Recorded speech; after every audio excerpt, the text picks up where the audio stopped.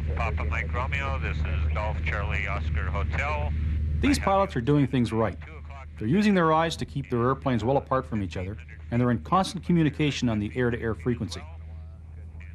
They're doing two things that we as pilots may not give a lot of conscious thought to, but they're two of the most important things that we do when we're flying. One is seeing. Seeing as opposed to looking, and hearing. Hearing as opposed to listening. Looking out a window is something we all do, but seeing is different.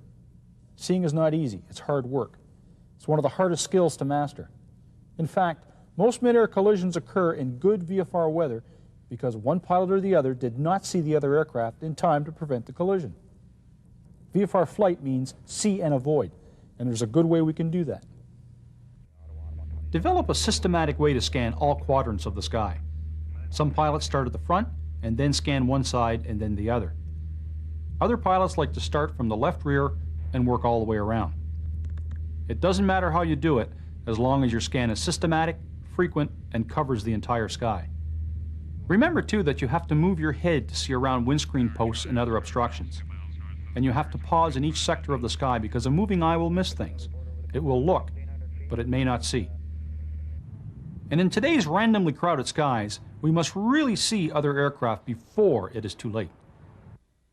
A video was made by the Transportation Safety Board of Canada to recreate a mid-air collision between a Metroliner and Piper Navajo over northern Ontario in May of 1995.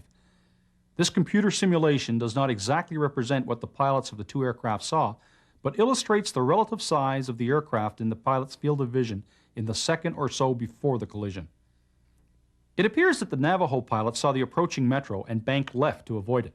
However, it was too late. Things happen fast in the air. The closing speed of these aircraft was estimated to be about 12 kilometers a minute. That's 720 kilometers per hour. So it should be obvious why we must always keep a sharp lookout to see and avoid. And the term see and avoid means just that. Actively avoid other aircraft. See and be seen is not enough.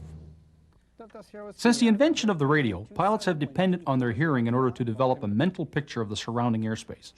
For example, when approaching or departing an airport, we hear where the local traffic is and where it's going. And we use this information to visually locate it. We use correct radio terminology and phraseology so that towers, flight service stations, and other pilots know where to look for this latest voice on their frequency. We must let others know that we're there, and we must always be looking for them.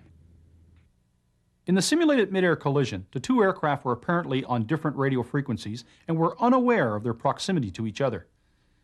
Situations like that can't always be avoided, especially in a non-radar environment where some pilots are talking on an IFR frequency and others are talking on a VFR frequency.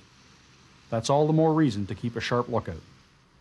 Unfortunately, positive control and radar has led to complacency, a feeling that ATC will alert us to any danger. ATC's first priority is to maintain separation between IFR traffic and IFR and known VFR traffic. If we're the VFR airplane, see and avoid still applies, because chances are we may not be monitoring the IFR frequency.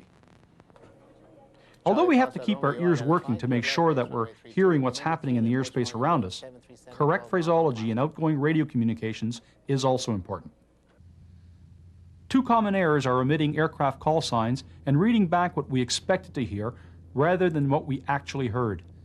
Pilots have acted on instructions meant for another aircraft, especially if they are anticipating a similar instruction. So, look out, listen out, and speak out.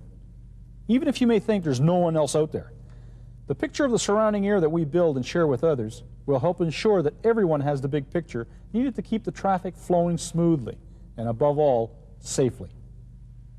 I'm Mike Dwyron, inviting you to return next week to fly with us through the Overcast.